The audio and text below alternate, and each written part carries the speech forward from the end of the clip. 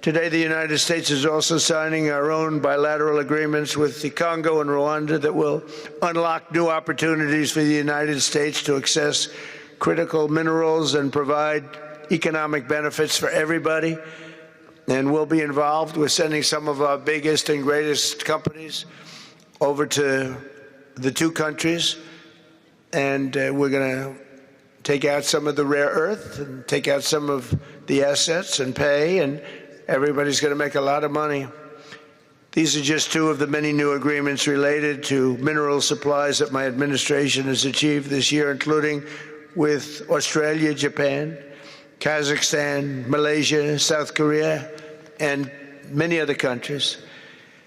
With all of these agreements, we're forging new economic security partnerships that protect the interests of America and our friends and partners, and a core feature of my administration's national security strategy, a big part of which is the tariffs. We're taking in trillions of dollars in tariffs. Nobody's ever seen anything like it, and it's given us really great national security. We'll be paying down debt. We'll be making distributions to people. And we're really doing a job. For generations, Miami has been a haven for those fleeing communist tyranny in South Africa. I mean, if you take a look at what's going on in parts of South Africa, look at South Africa, what's going on. Look at South America, what's going on. You know, I'm not going to, we have a G20 meeting in South Africa. South Africa shouldn't even be in the Gs anymore, because what's happened there is bad. I'm not going. I told them I'm not going. I'm not going to represent our country there. It shouldn't be there.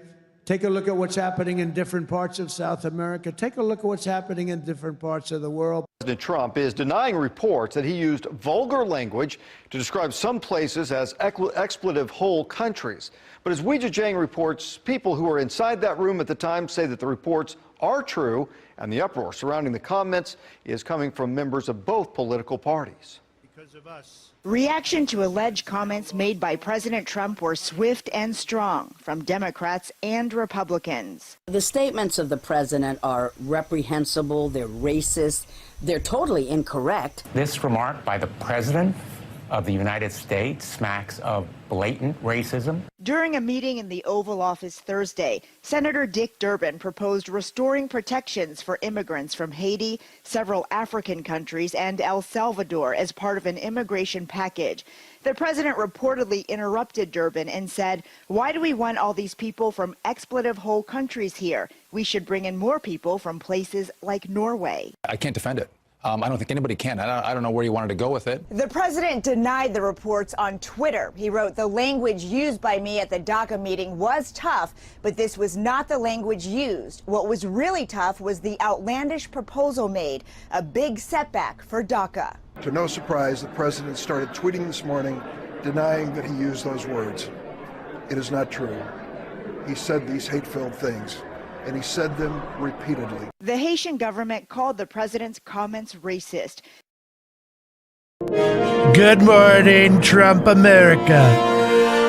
If ever you would want to leave your so beautiful and perfect country and come to a real shithole country in Africa, we would like to invite you to come to shithole Namibia, one of the best shithole countries out there. No, really, we actually have a beautiful underground lake that even looks just like a shithole, Lake Oshikoto.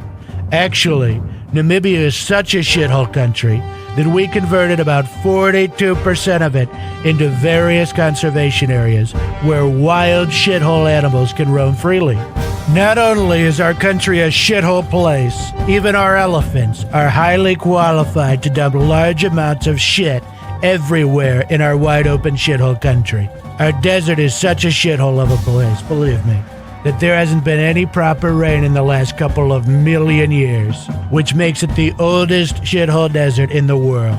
But thanks to you not caring about global warming, this could soon end, and we could get lots of rain while the rest of the shithole countries out there burn or freeze off completely. It's really tough out here, but shithole Namibia has over 300 days of sunshine, and our lodges are situated in such a way that one has the perfect view over this beautiful shithole, even while taking a shit.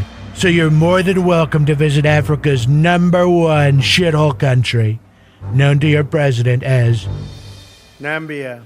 Yikes. As we speak, Donald Trump is conducting another disastrous Oval Office meeting with a foreign leader that makes the one that he had with Volodymyr Zelensky of Ukraine look like a cakewalk in comparison. As we speak, Trump is ranting and raving and hurling absurd accusations at the president of South Africa. He was saying, even in the parliament, and they're a small minority party, which is allowed to exist in terms of our constitution. But you do allow them to take land. No. You do allow them to take land. No, nobody can take land. And then when they take the land, they kill the white farmer. And when they kill the white farmer, nothing happens to them. No, there is quite... Nothing happens to them. There is criminality in our country. People who do get killed, unfortunately through criminal activity, are not only white people. Majority of them are black people. Mr. President, decide what will it take for you to be convinced that there's no white genocide in South Africa? Well, I can answer that for the president. It's for him. No, seriously. I'd rather have him answer. Yeah, I'd rather answer. It will be. My president will respond to you. Yeah, Thank you, Mr. President. It will take President Trump listening to the voices of South Africans, some of whom are his good friends, like those who are here. When we have talks between us on around a quiet table, it will take President Trump to listen to them. I'm not going to be repeating what I've been saying. I would say if there was Afrikaner farmer genocide, I can bet you these three gentlemen would not be here, including my Minister of Agriculture. He would not be with me. So it'll take him, President Trump, listening to their stories, to their perspective. That is the answer to your question. Never happened to never forget. 9/11 families blast Trump for warm embrace of Saudi officials. Well, I collected $7 trillion when I went to the Middle East. They gave me $7 trillion. He's a fraud. He's a felon. He's a criminal. He's a liar. He didn't get $7 trillion. He didn't get any money. He's done 0 deals in 90 days. Okay. Qatar doesn't have that amount of money. Their annual GDP is $200 billion. Where are they going to give $1.2 trillion to him? The United Arab Emirates' entire GDP is $400 billion. They don't have that type of money. Even though Donald Trump's impressed by their gold palaces, they don't have that kind of money. Meanwhile, while Donald Trump praises authoritarians in the Middle East, people who fund Hamas, and who funded the 9/11 hijackers. The latest and the greatest of our planes and just about everything else. So I think it's going to be a lot of fun and very interesting. But I just want to thank you for the friendship, for the long-time friendship. And again, long before any of this stuff, we just liked each other. That's not a bad thing. That's a good thing. But we always had a very special relationship. And we came from Saudi Arabia, where we have another great man over there that's a friend of yours. And you two guys get along so well and like each other. You sort of remind me a little bit of each other, if you want to know the truth. They're both tall, handsome guys that happen to be very smart. But he's also a very special guy, and it's good to see all the relationships forming in the Middle East, because the Middle East is really being talked about all over the world, and we're having a lot to do with it. We're helping a lot, but they're doing a tremendous job. So I just want to thank everybody very much for being here. I want to thank the media. The media has been very fair, actually, and it's a great honor to be with you. This is, you take a look at this room. This room is the real deal. That's called white marble. It's very hard to buy. Believe me, I know very well, because you try to buy it, you can't buy it. And you just take a look at what you have here. It's been incredible what you've been able to build as a nation.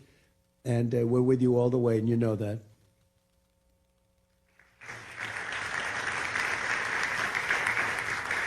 Human Rights Watch claims Saudi authorities have killed hundreds of Ethiopian migrants crossing the border from Yemen. CNN's Salma Abdelaziz has details.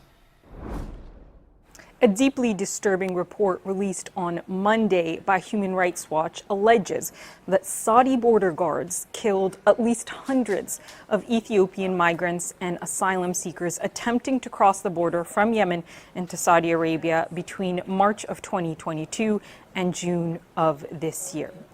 The accounts are absolutely harrowing. More than 24 individuals describing explosive incidences, so the use of rockets, mortar fire, gunfire by Saudi border guards. Some survivors describing Saudi border guards asking them which limb they would prefer to be shot before shooting them at close range. To give you an understanding of just how deadly these crossings are. All right, so a new report from the group Human Rights Watch claims that Saudi Arabia border guards killed hundreds of Ethiopian migrants, including women and children, as they attempted to cross into the country from Yemen. One woman interviewed by the group described her experience after guards allegedly opened fire on a group of migrants, saying, quote, "They fired on us like rain." We love Saudi Arabia. We love you more. We love Saudi Arabia. The king is my friend, the crown prince is my friend, who's now the prime minister, crown prince, and everything else. And he deserves to be, but they're great friends of mine, and they're great people. And it's an honor to have so many Saudis. I just spoke to Yasser, and I said, you know, we have so many Saudis today. It's so nice to see that. They love us, and we love them, and it's an honor to have you all. Thank you very much. Trump disgraces our military by using our men and women in uniform as mercenaries, serving the interests of multinational corporations like ExxonMobil and foreign countries like Saudi Arabia. Now, for political reasons, he claims he is against so-called endless wars, but he supports and is carrying out 19th and 20th century style naked imperialism.